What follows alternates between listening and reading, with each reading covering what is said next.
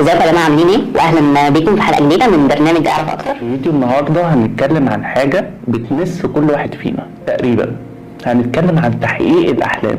أوقات كتير بنحس إن الحياة واقفة قدامنا، الضغوط كتير والإحباط بيدخل علينا من كل حتة.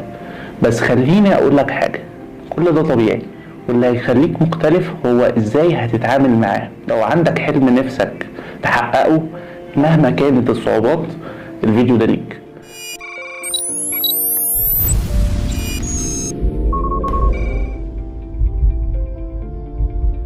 ركز معايا علشان هنتكلم خطوة خطوة ازاي تفضل ماشي في طريقك حتى لو الدنيا مش سهلة. اول حاجة لازم نعملها نحدد حلمنا بوضوح. مفيش حد بيحقق حاجة كبيرة من غير ما يكون عنده هدف واضح. مش كفاية تقول انا نفسي انجح، لازم تكون محدد ايه النجاح بالنسبة لك. عايز تبقى شاطر في مجال معين، عايز مشروعك يبقى كبير، ولا عايز تحس براحة نفسية؟ خد وقتك وفكر كويس، واكتب حلمك ده في ورقة او على موبايلك.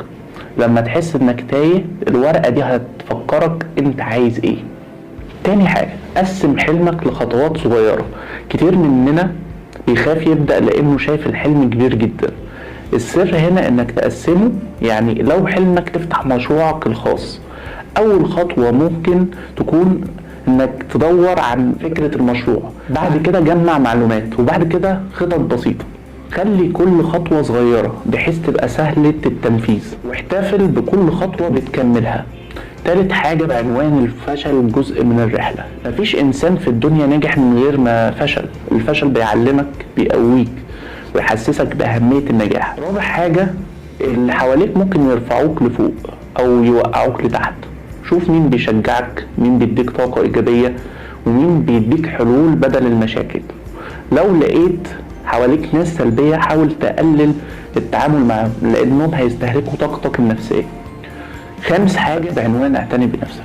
تحقيق الأحلام محتاج طاقة، والطاقة دي بتيجي لما نهتم بنفسنا. نام عدد ساعات كافي، كل أكل صحي يديك طاقة، وخصص وقت لنفسك بعيد عن الضغوطات. حتى لو رياضة بسيطة زي المشي ممكن تفرغ شوية من الطاقة السلبية اللي جواك. سادس حاجة، افضل على الطريق مهما كانت الظروف. في ايام هتحس انك عايز تستسلم، ده طبيعي. المهم انك تفكر في السبب اللي خلاك تبدأ اصلا. ركز على الصورة الكبيرة وعلى الحلم اللي نفسك توصل. كل تعبك دلوقتي هيبقى له معنى بس لما توصل. سابع حاجة، اتعلم واستمر في انك تطور من نفسك. العالم بيتغير كل يوم، ولازم تبقى مستعد. استغل وقتك في انك تتعلم حاجات جديدة تخص حلمك.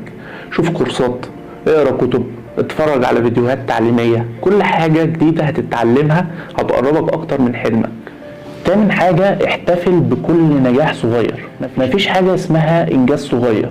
لو قطعت خطوة في طريق حلمك مهما كانت صغيرة، استمتع بيها، وافتكر ان كل خطوة بتقربك اكتر لحلمك. في الاخر يا جماعة، الاحلام مش بتتحقق بالصدفة، بتحققها بالمجهود والاصرار. ومهما كانت الظروف تقدر تحقق اللي نفسك فيه. ما تخليش الضغوط توقفك، وما تحبطش لما الدنيا تبقى صعبة.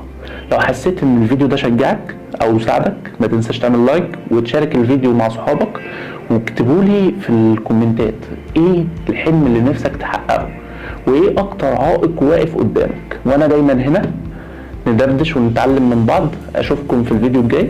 سلام.